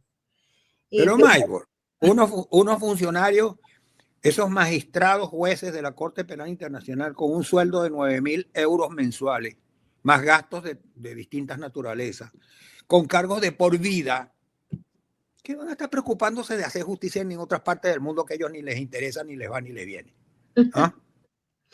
Exactamente. Y hay un tema, bueno, es que esto va para largo. Aquí se sabe lo que está pasando y el que no lo sepa es porque no lo quiere ver, porque está metido en una burbuja de cristal y de comodidad, lo que llaman la zona de confort, y no quiere ver lo que está pasando alrededor. Pero vamos a ver, por ejemplo, porque el régimen saca esto y sale el Papa. Miren lo que dijo el Papa hoy, porque para colmo de males, todo el enredo que hay, y de pronto viene y dice: la conferencia episcopal con el nuncio estamos buscando maneras para calmar la situación, buscar sobre todo el bien del pueblo, porque tantas veces quien sufre en esas situaciones es el pueblo, no son las autoridades. Las voces que vienen de Estados Unidos cambian con cierta frecuencia a veces. Hay que ver. Por un lado, parece que ha habido una conversación por teléfono de los dos presidentes. Al otro lado hay ese peligro, esa posibilidad de que haya alguna actividad, alguna operación, incluso invadiendo el territorio de Venezuela.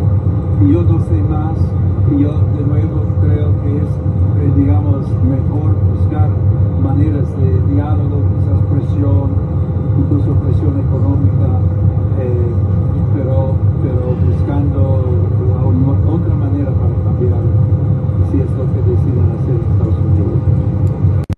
A ver, ¿qué dijo el Papa? Para que el que se oye porque eran el ruido del avión. Él estaba montado en un avión y esto fue una pregunta que le hizo el periodista de Reuters, y estas imágenes son de Reuters, así que agradecidísimos con Reuters.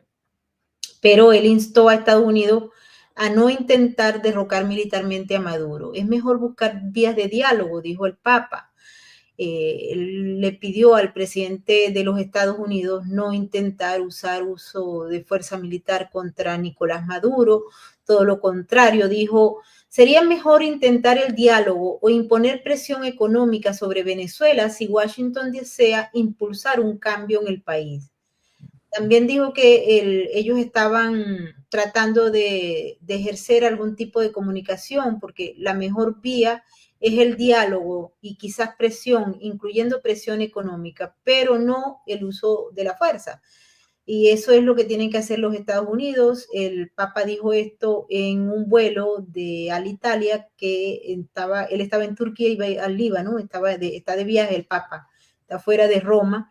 Y por eso dijo que, bueno, estaban haciendo los mejores esfuerzos para que, dijo así, por un lado, parece que hubo una llamada entre los dos presidentes, dijo el Papa, refiriéndose a la llamada de Trump con Maduro. Y por otro lado, existe el peligro, existe la posibilidad de que haya una actividad, alguna operación militar, y por eso nosotros estamos trabajando, o sea, estamos apoyando para que no se produzca. el Papa siempre sale en y bueno, el otro, ayer Maduro dijo en una de esas alaracas que tenía que el Papa, el otro que se murió, el Papa Francisco era pana de él. Él lo dijo y hablaban mucho, según Maduro.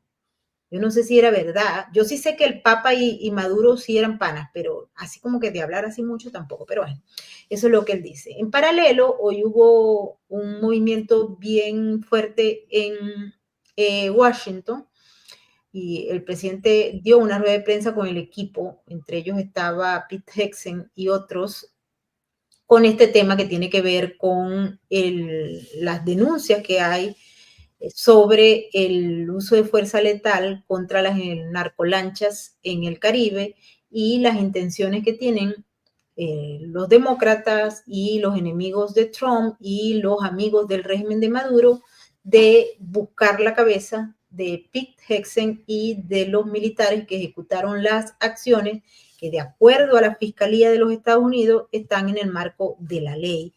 Y el presidente en ese jaleo que había, pues habló muchísimo de Venezuela hoy, ¿no? Y de muchos otros, por cierto, que ya vamos a hablar de Petro, porque también le tiró ese zapatazo a Petro.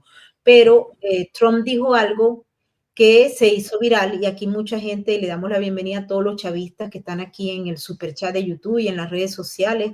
Gracias por querer ampliar su horizonte y entender que el mundo no es el de la doctrina chavista. Esto fue lo que dijo Trump.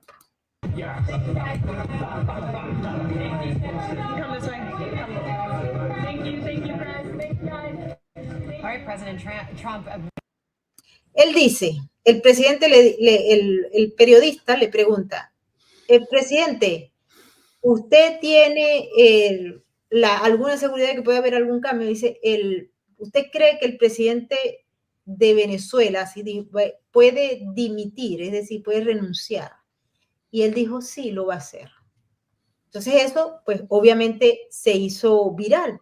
Pero además hubo una rueda de prensa que ha pasado de todo hoy, de todo, y va a seguir pasando, ¿no? Hubo una rueda de prensa en el Pentágono. Y ahí en el Pentágono, cuando estaba la rueda de prensa, la representante, la vocera del Pentágono estaba conversando y también hubo una serie de informaciones que se pusieron sobre la mesa. La que más nos llaman la atención mucho, pero quisiera que ustedes opinaran sobre esto, porque dice que Estados Unidos asegura que cuenta con un plan de contingencia ante una eventual fuga de Nicolás Maduro de Venezuela. Confirma el Pentágono que tiene una respuesta lista para ejecutar si el dictador abandona su país en medio de esta escalada que se está desarrollando en el Mar Caribe en contra del Cartel de los Soles y de todos los carteles habidos y por haber de la zona. Y dice, el plan de contingencia está listo, solo hay que ejecutarlo en la medida en que se produzca la huida del dictador. Yo me pregunto también, porque tenemos que ser críticos, si ellos están esperando que sea el dictador, es decir, Nicolás Maduro, el que se vaya y vayan a quedarse allá los otros, o sea, porque tampoco los mencionaron, no lo han mencionado desde hace días, nomás que dicen Maduro, Maduro, Maduro. Maduro es una pieza y yo no veo por aquí que dicen ni a Diosdado, ni al otro, ni a Delcy, ni a Jorge Rodríguez, no los he visto, pero a ver, siguiendo a lo que es la portavoz del Pentágono, también dijo, ella se llama Kisley Wilson, dijo que existe una respuesta planificada y lista, que la han trabajado, siempre estamos listos, tenemos planes para cada contingencia y nos aseguramos de que en lo que respecta al narcotráfico los desmantelaremos. Es decir, no hubo mucha aclaratoria en relación a cómo es eso, cómo se ejecutan esas acciones, pero dice cada ataque contra estas organizaciones se está realizando en defensa vital de los Estados Unidos, que es lo que establece la ley, y que están dispuestos a la eliminación de esa amenaza para Estados Unidos. Cada persona que hemos atacado hasta ahora, que se encuentra en un barco con narcóticos, para nosotros es un narcoterrorista. Y nuestra inteligencia confirma con certeza quiénes son estas personas y sin lugar a dudas, todos nuestros abogados militares y civiles saben que esos individuos son narcoterroristas y por ende los van a eliminar. Esto es importante, creo yo. No sé qué les parece a ustedes. Adelante, Bernardo. Lo primero, pues, refiriéndome al llamado del Papa, pues es normal que él haga esa clase de llamados, pero el eco que tiene es poco. y así se ha visto en muchas ocasiones. Y yo creo que el régimen de Maduro, tiránico en todo lo que sale, ya basta de diálogo y basta de llamados a elecciones y todo. Ya es hora de ponerlo si no renuncia. Y yo creo que él cerró todas las posibilidades. Y yo sí creo que en el plan de ejecución que lleva adelante Trump, de los 90 días que hemos hablado y todo, que obviamente ya se explicó que puede darse otra prórroga de 90 y puedan actuar, yo sí creo que se va a dar una salida de acuerdo con esa planificación que tienen y la CIA como ha trabajado y todo lo que han adelantado allí, yo estoy seguro que va a caer y cae también los que lo secundan. Yo de Diosdado y de Padrino y de Delcy, toda esta gente que estás mencionando, todos tienen que caer. Seguramente, y lo hemos también analizado y lo hemos visto, van a llegar otros que también tienen que ver con muchas actuaciones de cercanía con el narcotráfico y eso preocupa. Pero lo evidente y lo que estamos esperando todos, y por el bien, como también lo he expuesto acá, de Colombia, nosotros necesitamos que esto termine pronto y en la forma como se dan las noticias y lo que está pasando con Rusia, que ya invitó a salir a los turistas y a todos que salieran de este país, yo creo que estamos a puertas de días o de pronto de horas de que esto ya se finiquite y sea para el bien de Latinoamérica y para el bien de los venezolanos que se deponga este régimen tiránico. ¿Y tú, Carlos, qué piensas? Bueno, con respecto a lo del Papa, yo vi eso antes de entrar aquí a tu programa, vi lo que dice el Papa, que le pide a Estados Unidos que no haga una actividad para expulsar a Maduro, para votar a Maduro. Yo le escribí un mensaje a quien colocó eso, le dije, sí, pero hay que pedirle entonces a Maduro que para que Trump no haga las gestiones para votarlo, que se vaya primero él. Esa es la manera de evitar eso. Claro. Si Maduro sale y se va, pues Trump no lo va a expulsar, no va a hacer nada para expulsarlo. Entonces, en verdad es que es una cosa que uno está esperando. Yo todos los días, y yo me imagino la cantidad de gente, de venezolanos sobre todo, en la madrugada esperando prender el teléfono, el televisor para ver si la noticia se llama Maduro se fue o ya, ya está preso. Y entonces uno se desencanta que ve salir el sol y todavía el hombre está ahí y aparece bailando. Bueno, yo la verdad es que no quiero ni hablar de eso, pero yo lo que quiero es que el tipo no verlo más ahí en esa situación, sino en otro lado, en otra situación. Ahora, yo lo quiero ver aquí con la braguita naranja. A él, a Diosdado. Sí. Me preocupa que no estén nombrando a los otros malandros, porque no es solamente Maduro. Es Diosdado, es Vladimir Padrino, es Néstor Rivero, es Molina, es Michael Moreno, que anda escondidito por ahí, que nadie sabe de su vida, es Mota Domínguez, es todos estos malandros, pero también Delcy Rodríguez pertenece al combo y Jorge Rodríguez pertenece al combo.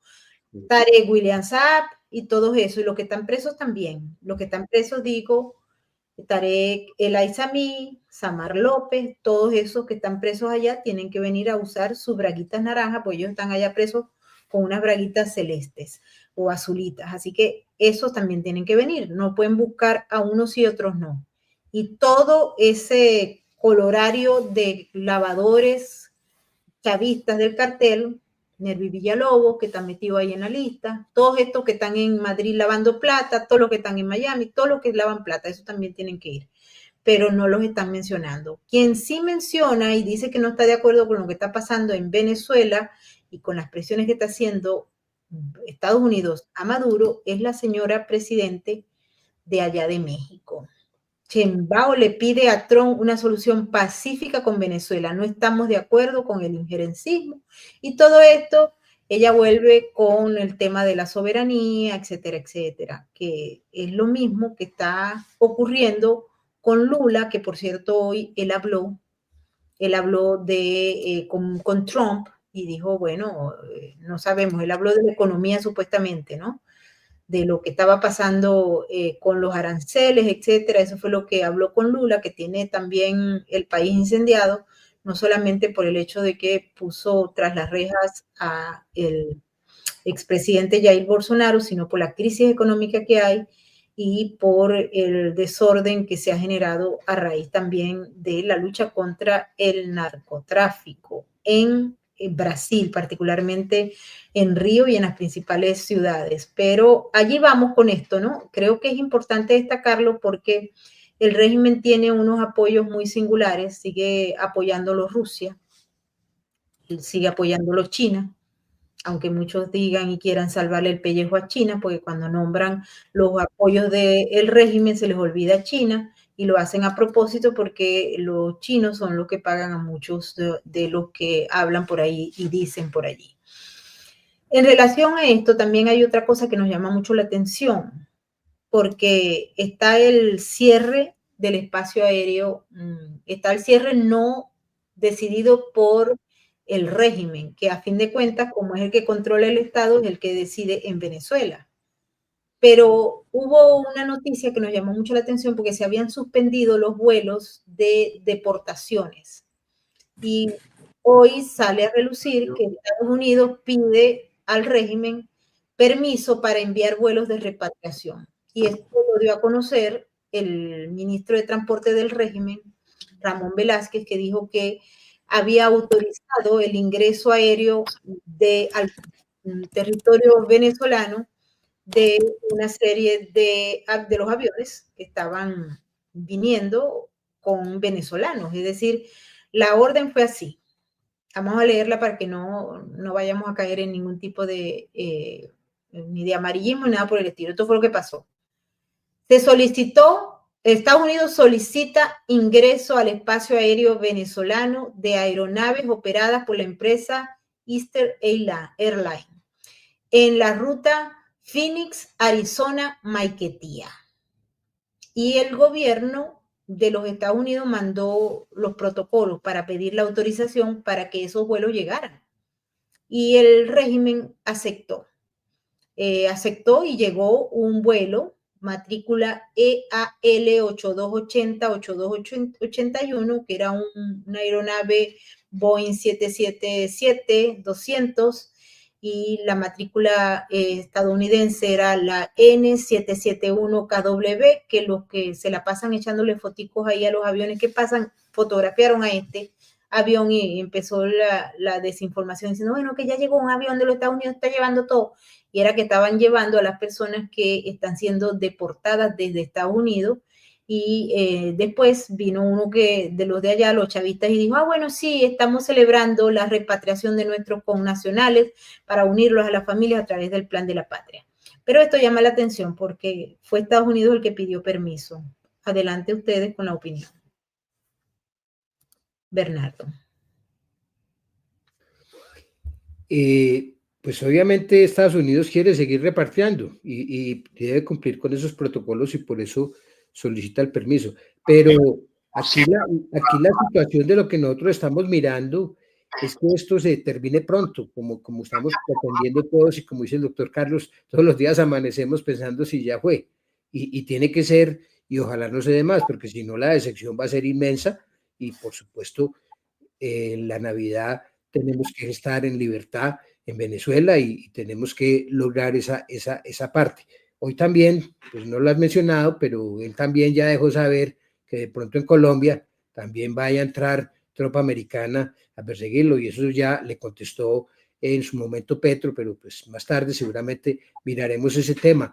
Pero yo sí creo que las autorizaciones que den de esos vuelos van a significar también que puedan salir algunas personas que quieran salir de por medio de lo que se pueda venir adelante. Yo creo que las extracciones de esas personas se van a dar y seguramente, como bien dices, y los queremos ver con la llama naranja, ojalá llegue el momento dado para poderlo ver a futuro y que sean juzgados en los Estados Unidos por ese terrorismo que hicieron. Sí, bueno, sí, Petro lo dijo. Petro dijo algo, como él siempre anda diciendo cosas, dice, es declarar la guerra. Petro respondió a Donald Trump tras advertir que Colombia puede ser atacada por Estados Unidos. El presidente norteamericano aseguró que el país es susceptible a operaciones militares orientadas al narcotráfico y Gustavo Petro dijo, bueno, que esto era una declaración de guerra. El jefe de Estado dijo que Colombia puede ser blanco de ataques por parte del ejército estadounidense debido a que el rol que cumple en el narcotráfico. ¿Qué fue lo que dijo Trump? Exactamente, Colombia está fabricando cocaína, tiene fábricas enteras de cocaína y luego nos venden la cocaína. Agradecemos mucho eso, pero sí, cualquiera que haga eso y lo venda en nuestro país está sujeto a ataque. Salió Gustavo Petro y planteó, venga, señor Trump, a Colombia, los invito para que participen en la destrucción de los 9 laboratorios diarios que hacemos para que no llegue cocaína a Estados Unidos. Aseguró que bajo el liderazgo, su liderazgo, se ha destruido 18.400 laboratorios. Aclaró que cada 40 minutos es desmantelado uno de esos centros de producción de sustancias ilícitas en Colombia, buscando demostrar que su administración no se ha detenido en las acciones contra el narcotráfico.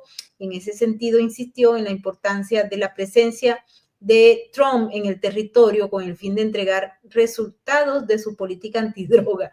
¿Tú te imaginas esto? Yo, Carlos. Increíble.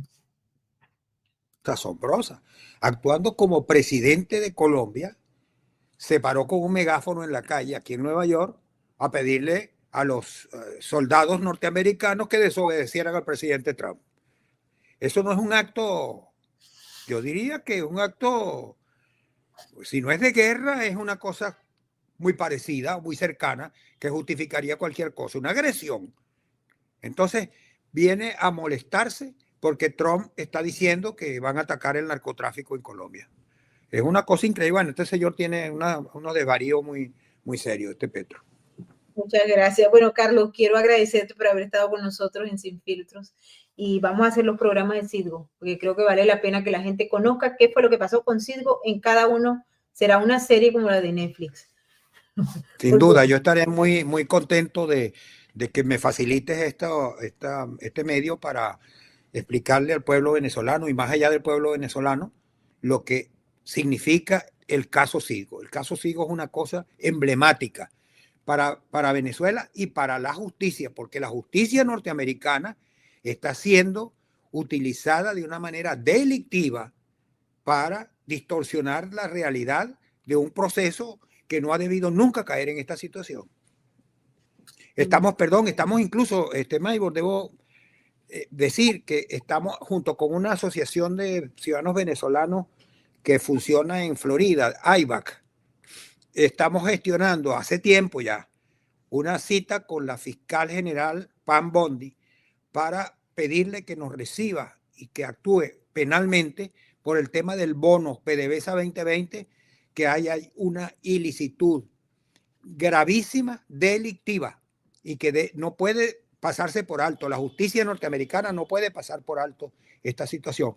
Y ya hubo una actuación, digamos, por decirlo así, de la fiscalía que nos asignó una persona para que nos escuche, una especie de filtro para llevar las cosas. Eso está en camino. Por eso te digo, hay maneras todavía. Estamos al borde del precipicio, pero todavía existe la esperanza de que podamos parar el desastre de Citgo. Desastre de Citgo. Un abrazo, Carlos. Muchas gracias por haber estado. Igualmente. El amigo Bernardo Henao, muchísimo gusto. Y aquí quedamos a la orden. Muchas gracias, Carlos. Ha sido un placer y estaré muy atento de cubrir el programa cuando lo hagan porque muy interesante esa temática y muy bien explicado. Muchas gracias. Gracias a ti. Y bueno, vamos a terminar esta emisión, pues, que hay tanta cosa. Me preocupa Colombia porque Gustavo Petro avanza a pasos agigantados y parece que la gente ya no se enteró. No se ha enterado todavía del asunto. Yo no lo veo tan fácil de tumbar. También hay una división de la oposición. Este señor Abelardo del Espriel ha ratificado que Miguel Uribe Londoño planteó renunciar a la candidatura para sumarse a su campaña. Esa es la verdad, eso es lo que él dice. Es increíble todo lo que está pasando en el Centro Democrático, pero en paralelo hay unas encuestas que dicen que el candidato de Petro va solo, ¿no? Iván Cepeda al ir solo y la división en la oposición, pues se focaliza por simple y llanamente estar en un solo bando hay uno y del lado de la oposición nadie sabe ni cuántos hay, ¿no? Es preocupante esto, Bernardo. A ver, hay varias cosas. La encuesta que se acaba de conocer es la de Inbamer. Y ahí obviamente salieron 3 personajes de los que están aspirando a llegar y querer gobernar Colombia. El que lidera el tema es Cepeda. Y obviamente Cepeda salió con una mayoría muy significativa. Y por supuesto hay una preocupación muy grande porque esos registros pues le muestran que ya está muy cerca de que pueda subir esa votación. Después pusieron a Fajardo y por tercer lugar pusieron a Abelardo. Y en esa parte, como lo están analizando, pues obviamente hubo todo tipo de situaciones y reacciones, pero la encuesta tiene muchas inconsistencias y los niveles en donde aplicaron la encuesta deja muchos interrogantes y si uno revisa en el pasado, esta encuestadora nunca acierta, siempre pierde y no le creo mucho. Lo otro que sí es inquietante es el pésimo manejo que le dio el Centro Democrático a la situación que se presentó entre Álvaro Uribe, Abelardo de la Espriella y por supuesto Miguel Uribe Londoño. En una situación que sí hubo un diálogo realmente entre Abelardo de la Espriella y Miguel Uribe, pero él nunca planteó la renuncia y siempre la desvirtuó. Pero lo extraño de todo fue que Abelardo sí llamó al presidente Uribe y le dejó saber de que Miguel Uribe se iba a sumar a su campaña y que renunciaba. Y entonces me imagino que en una situación de momento el presidente Uribe pues decidió a través del Centro Democrático que le daba credibilidad a lo expresado por Abelardo y en consecuencia pues sacó propiamente de la contienda electoral a Miguel Uribe Londoño y lo sacó de una manera abrupta, de una manera desobligante, o sea, tenía la misión y tenía que haberlo llamado y constatar efectivamente la información. No, le dio la absoluta credibilidad a Abelardo. Entonces uno dice, ¿cómo así que un candidato en el prestigio que tiene él, que está representando las banderas del mártir que fue Miguel Uribe Turbay, le van a aceptar una renuncia presentada por otro candidato? Eso es un completo absurdo, pero ocurrió. Hoy hizo una rueda de prensa, desmintió obviamente que él no había renunciado y por supuesto se retiró del partido y se retiró obviamente con toda la razón que tiene por el trato que le dieron.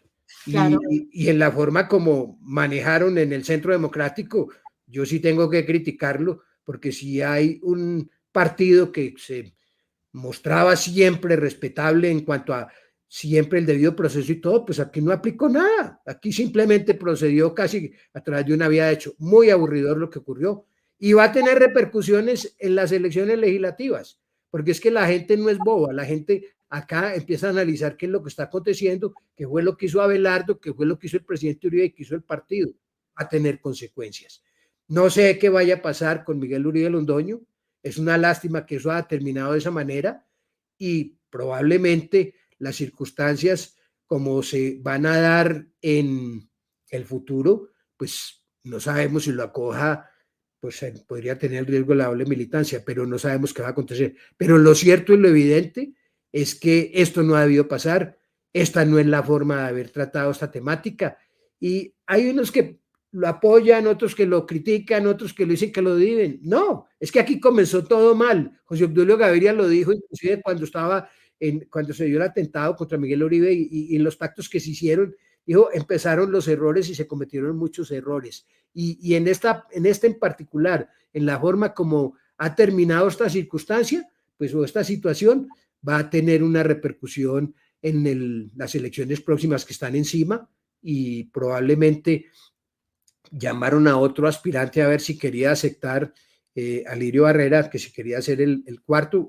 Hoy no sé qué respuesta dio, pero lo cierto es que ya las encuestas las están haciendo solo con las mujeres y van adelante con el proceso y probablemente lo que queda demostrado y comprobado es que nuestro centro derecha está cada vez más dividido y en posturas cada vez más egoístas. Así es. Bueno, y antes de despedirnos queremos leer un tuit que porque como estábamos hablando del Papa, bueno, vino un republicano y le contestó el senador Lindsey Graham. ¿Qué fue lo que le dijo? Dios mío, es ver que esto es insólito. Dice así, a ver, si una amenaza creíble del uso de la fuerza militar, nada cambiará en Venezuela. En lo que respecta a Maduro, el tiempo de las conversaciones se está agotando. Yo pensé que iba a decir se agotó, pero ahí está. Se está agotando, yo creo que ya se agotó. Ha llegado el momento de actuar para poner fin al reinado del terror en Venezuela. Insto al Papa, al Santo Padre, a que se posicione del lado correcto de la historia en lo que respecta a poner fin al reinado del terror de Maduro sobre el pueblo venezolano, Estados Unidos y otros países de la región. El uso de la fuerza militar para derrocar a Maduro solo será necesario si éste insiste en permanecer como el líder ilegítimo del narcoestado terrorista. Ha robado elecciones, colaborado con grupos terroristas como Hezbollah, encabeza un notorio cartel de la droga y ha inundado nuestro país con cientos de miles de inmigrantes ilegales. Como dijo el presidente Trump, en lo que respecta a Maduro, podemos hacerlo por las buenas o por las malas. Insto al Santo Padre a que dedique su tiempo y energía a persuadir a Maduro para que elija la salida pacífica por el bien de todos. ¿Qué les pareció a ustedes ese tuit? A ver. A mí me gusta mucho y obviamente esto tiene que terminar pronto y ya no más diálogo. Es que no es posible que sigan en diálogos. Acá hay ya soluciones y por supuesto, como dice ahí alguien, con el demonio no se dialoga, ¿cierto? Ya es hora de que se finiquite y esperamos todos que sea a lo más rápido posible que consigamos ese resultado y yo sí creo que se va a dar muy pronto. Yo hoy veo que Maduro no está bailando, no se sabe de él. No vaya, porque si te está oyendo, porque él nos escucha, nos vaya a tirar. Vaya. Eso.